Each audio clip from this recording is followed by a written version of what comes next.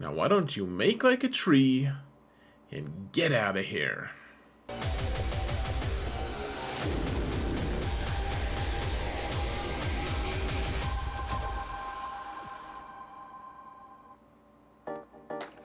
Hello everyone, and welcome to another episode of Xaereth Prevails. Today I want to talk about the 5 best counters in all the land in 3v3. There are 5 different counters that I have really been enjoying a lot, and I think that they're something that most people can do if you have the right circumstance. And so one thing I'd want to point out is there is going to be a link in the video description to a couple of these counters if you want like a more robust view of how they work. The other thing is there's going to be timestamps, and so if you want to link them to anyone, you can link them and find them pretty easily. Just say like, hey, go to the video and then go to the timestamps. Pretty easy to find. So that being said, folks, let's real quick say thanks to my patrons. You guys are amazing. Really appreciate all the support, guys. Thank you so much. Truly appreciate it.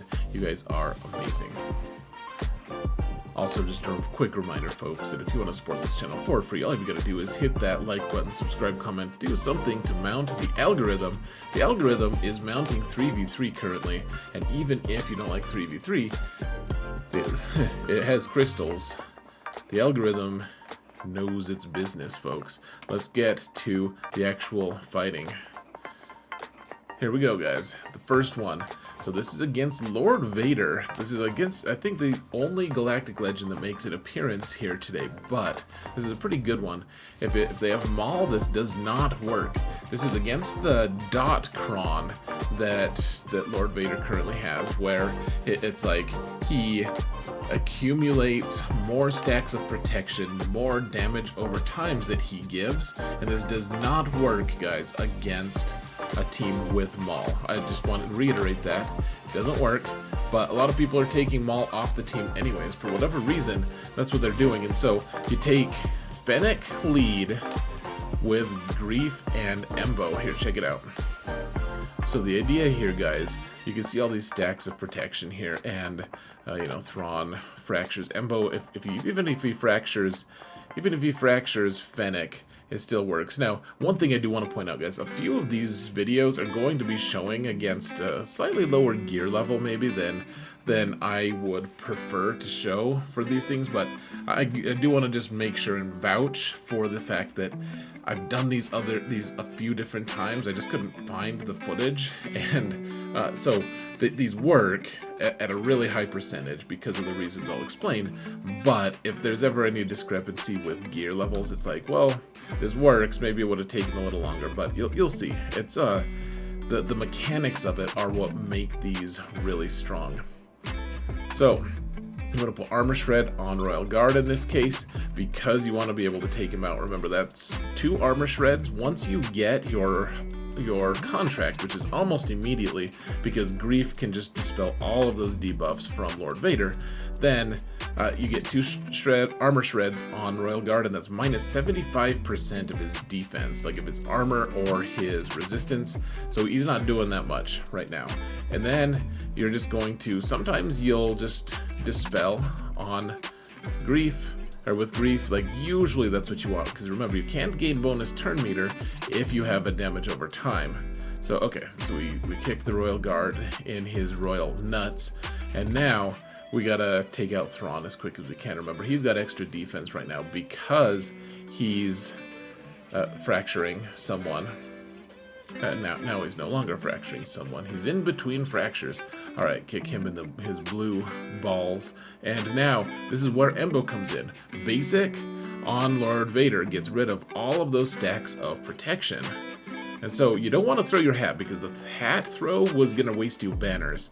I mean, it's kind of fun to do. Like, I love the animation. I've always thought that was one of my favorite animations in the game. But the idea is Embo is there to just dispel on basic. Sometimes you can do, since you have your contract, you can do his second special.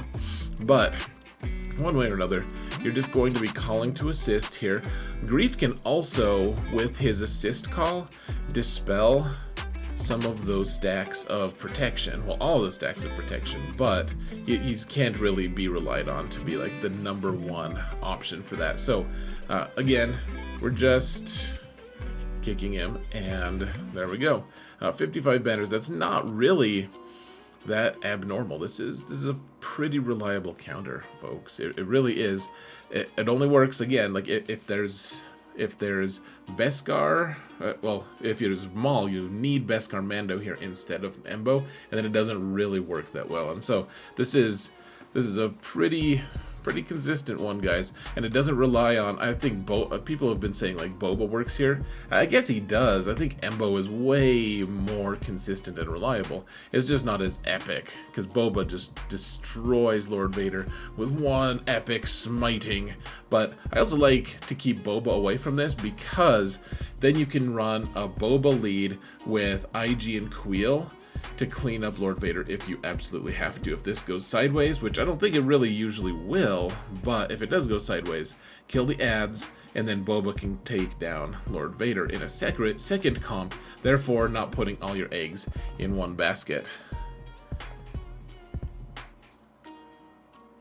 Now, hold on, what just happened? Alright, I do not know why that happened the way it did, but hold on. Alright, sorry, this new computer has new settings on things, and I hate it.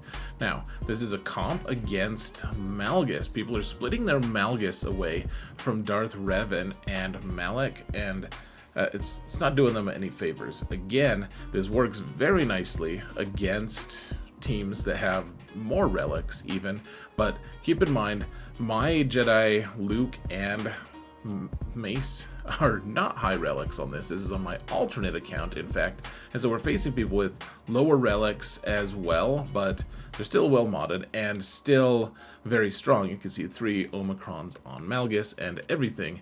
They even have a good Datacron and we don't, but that's not going to deter us. So the idea here, guys, is if your Mace can live, which it's a close run thing. I need to mod my Mace better than this. I think he just needs to be tankier. But yeah, he almost just got destroyed right there. The idea, though, is, and it can fail, guys. If they just kill Mace right away, it can absolutely fail. So I kind of got lucky here. But if you mod him a little bit better than I have been, then I think you do a little bit better.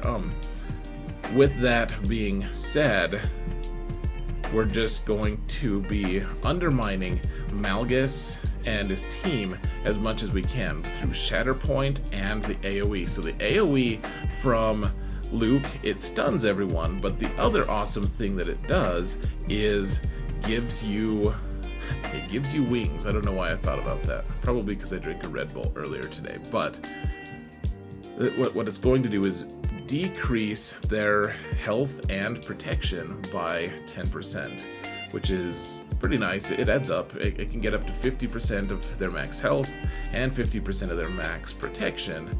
So that's amazing. And then every time Mace hits someone, does damage to someone who has the Shatterpoint debuff, then it takes out 10% of their max health, 10% of their max defense, etc. And so Malgus can really be controlled nicely here as well. Keep in mind because you can blind him. You can see he's blinded right now, but he can also be ability blocked by Mace.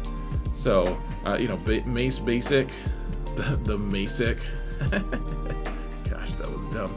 But you can control him pretty well. Just keep in mind that's also going to heal him and the squad. Every time you debuff them, they regain 10% of their max health and protection. Like they don't gain it back as in like it regrows, but it does heal them, I guess is what I'm trying to say. And so one other thing to keep in mind, guys, is that Luke actually does more damage against Malgus with his basic. It's kind of a fine line to draw, because you really want that cool buff that you see above his head there, because it gives him way more offense.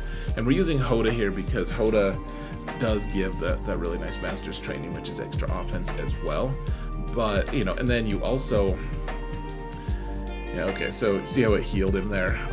But anyways, Luke does more damage with his basic because he does a second round of damage to tanks. And I guess the thing I'll point out, guys, is this doesn't work against Malgus with Darth, Revan, or Dark Basti. Oh, well, with both of them. It's going to struggle a little bit if it's Malgus, if it's like the Twin Towers, if it's like Malgus and Malak. Now, this was a pretty easy version of it, but keep in mind, once you can gain enough momentum so that you are constantly either having the foresight up, or you can blind, or ability block, or whatever, you're going to be good to go. The other awesome thing is your Jedi Luke kind of wants to be crazy slow in this comp because he drags their speed down to his leadership if you add that Zeta on his leadership, which is kind of an overlooked Zeta, but that's one of the reasons this works, is because Malgus and friends are actually pretty quick, but if you're dragging them down to your speed, Mace and Hoda are actually going to just be way faster, and then Luke actually gains a lot of speed along the way, and you'll just outspeed them by quite a bit.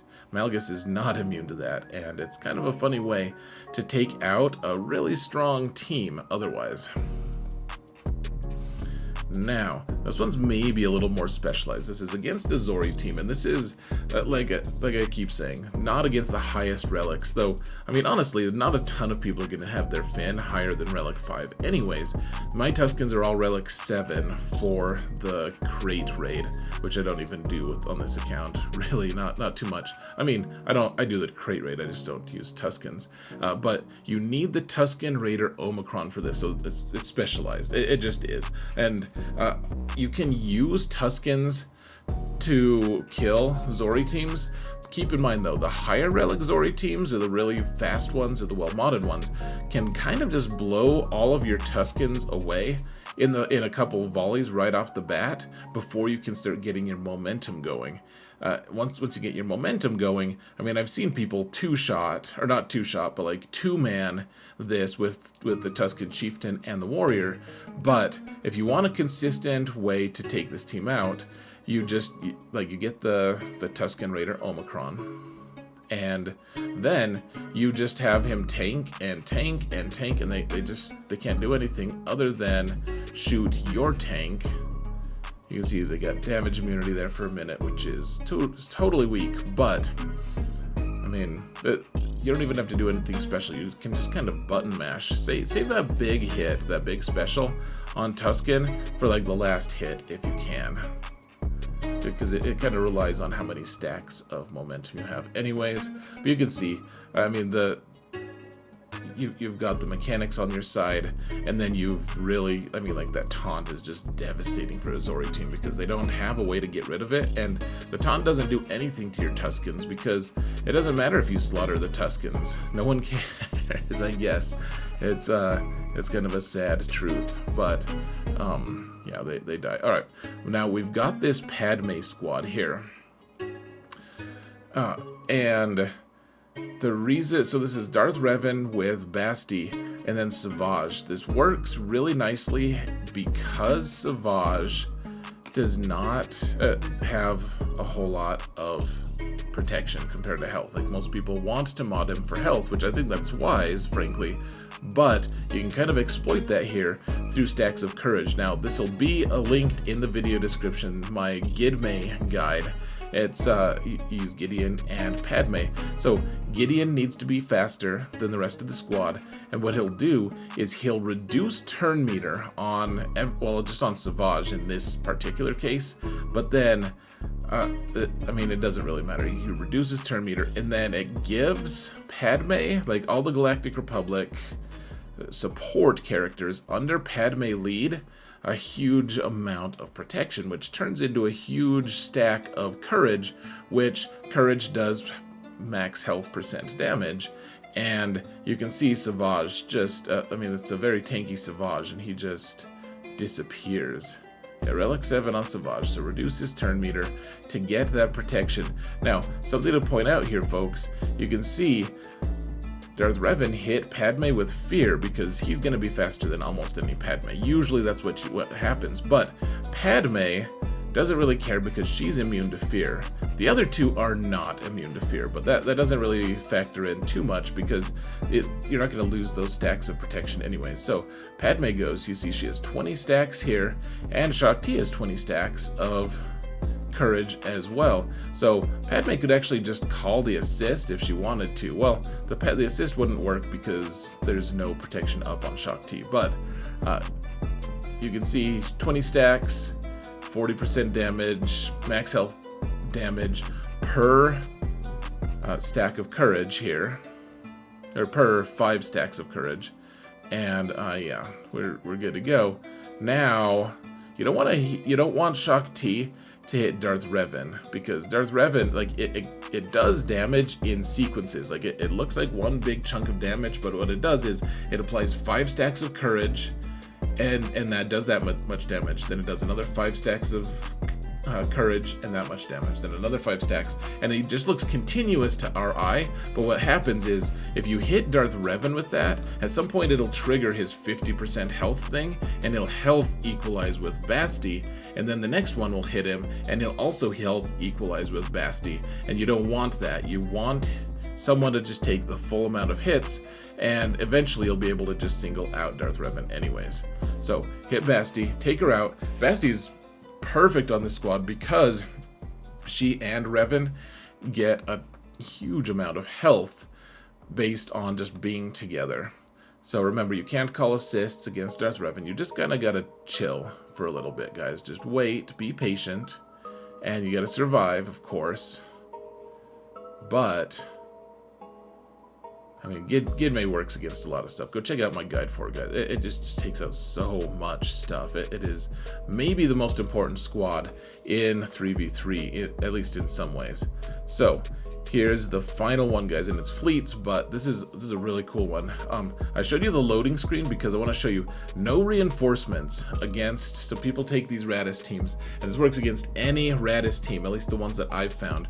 Maybe like some really eccentric Raddus teams might give it trouble. I don't really know, but like the standard Raddus, which is like Admiral Holdo, you can just take Executrix, and I know that not everyone's going to have Scythe, but if you do have Scythe, then I mean, this is all you need, guys, and it's not necessarily pretty, but you can get 77 banners on this sometimes. You don't want to, so you want to stay away from shuttles and move. Like it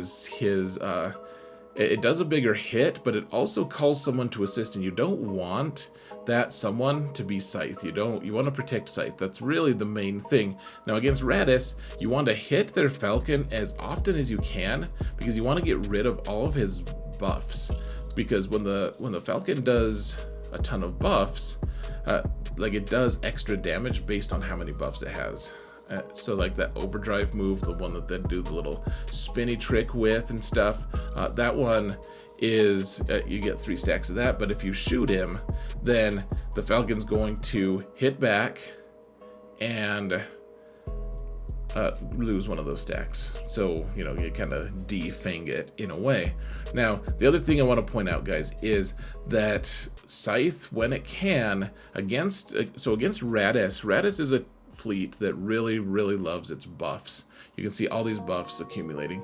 Now when Scythe has an opportunity, you want to use the middle ability on the Scythe. Now we haven't seen it for a little bit, and see, I made a mistake there with shuttle. Now Scythe is taunting, in fact, which is horrible. And I know this feels like it's taking a really long time, but I mean, it's just pretty consistent. Just chill out. Hang out, you're okay. So you use that middle ability that dispels all the buffs off of Raddus fleet, and it gives you a bunch of stacks of formation. The other thing to keep in mind, folks, is that the Raddus is really going to want to delete your ship if it can with its ultimate, and the way it charges its ultimate is doing special attacks or special moves when its resistance members get do a special while they have foresight. And so you want to do AoEs when you can to wipe out foresight. Even if it doesn't do damage, it's still helping you because you don't want them to reduce their cooldowns by doing specials while they have foresight on. So you can see this one, we got 75 banners pretty easy. And this has worked every single time without any hint that it might not work. So anyways, guys, those are my 5 counters. What are yours? What are your favorite ones in 3v3, the most effective? Let me know in the comments, guys. Thank you all so much for watching. And remember that in all things, Xaereth prevails.